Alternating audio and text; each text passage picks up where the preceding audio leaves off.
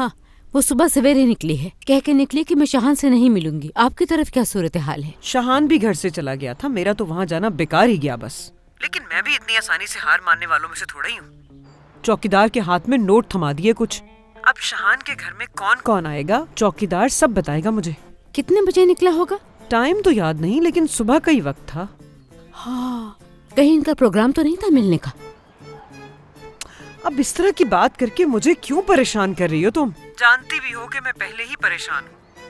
अल्लाह अल्लाह, आखिर कब पीछा छोड़ेगी तुम्हारी बेटी शाहान का? उससे और कोई मिलता ही नहीं।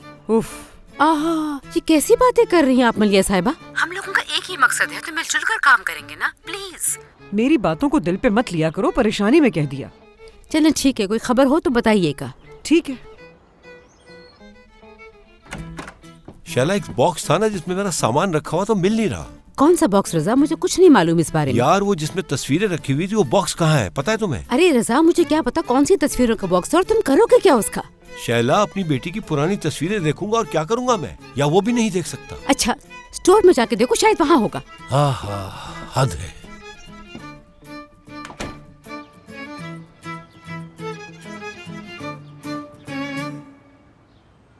मोइज, हाँ, उनका गुस्सा ठंडा हो गया होगा। क्या हो गया तुम्हें? अभी 5 मिनट पहले तो वहां से जान बचा के निकले हैं, लेकिन फिर वही बातें कर रहे हो तुम। अल्लाह अल्लाह। वैसे एक बात है, अगर हम कहें कि चाकू की एक तस्वीर खींचनी है तो वो मान जाएंगे। तस्वीर से हम वैसी का वैसी चाकू बनवा लेंगे। क्या कहते हो तुम? तो मजाक कर रहे हो ना मुझसे मोइज? क्या मतलब है मजाक कर रहा हूं मैं?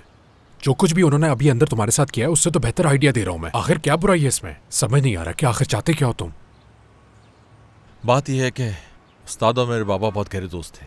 उन दोनों ने एक ही किचन से ट्रेनिंग ली थी और दोनों के दरमियान प्रोफेशनल जेलसी भी थी, लेकिन आम जिंदगी में दोनों एक दूसरे को भाई समझते थे। खैर, इन दोनों के उस्ताद ने इन लोगों से बहुत सारा काम करवाया, बहुत कुछ सिखाया इन्हें। फिर ट्रेनिंग खत्म हो गई। इन दोनों को लेके वो एक छुरी बनाने वाले के पास गए और वहां से मेरे मरहूम बाबा को और फवाद उस्ताद को एक जैसी छुरियां बना के दी। उसके बाद वो दुकान बंद हो गई। यानी यूं समझ लो कि वो आखिरी छुरियां थी जो उसने बनाई। बाबा हमेशा कहते थे, कोई पूरी दुनिया भी मेरे सामने ला के रख दे तो उसके बदले में ये छुरी नहीं ले सकता मुझसे। लेकिन उनको देख के तो ऐसा नहीं लग रहा कि वो तुम्हारे बाबा को अपना भाई मानते थे। बात यह है कि मेरे बाबा से चिढ़ते हैं। जब ये लोग पार्टनरशिप में काम कर रहे थे तो कुछ अखराजात बढ़े तो बाबा ने पार्टनरशिप खत्म कर दी। क्या करते बेचारे, मैं था, मेरी बहन थी। बस उस दिन से फवाद उस्ताद ने मेरे बाबा को माफ नहीं किया। इसी वजह से मुझसे भी नाराज है। मैं ये नहीं कह सकता कि वो गलत कर रहे हैं।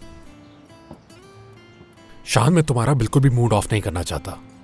देखो शान, कुछ भी हो जाए वो तुम्हें छुरी नहीं देंगे। छोड़ दो इस बात का पीछा। वाकई तुमने मेरा मूड बिल्कुल खराब नहीं किया। यार, तुम्हें समझ क्यों नहीं आ रहा? देखा नहीं वो क्या कर रहे थे? वो तो मैं तुम्हें बाहर ले आया, अगर नहीं लाता तो तुम अभी जिंदा ना होते। हाँ ठीक है, बात समझो, जान से बढ़ के कुछ नहीं। मोइज ठीक कह रहे हो यार।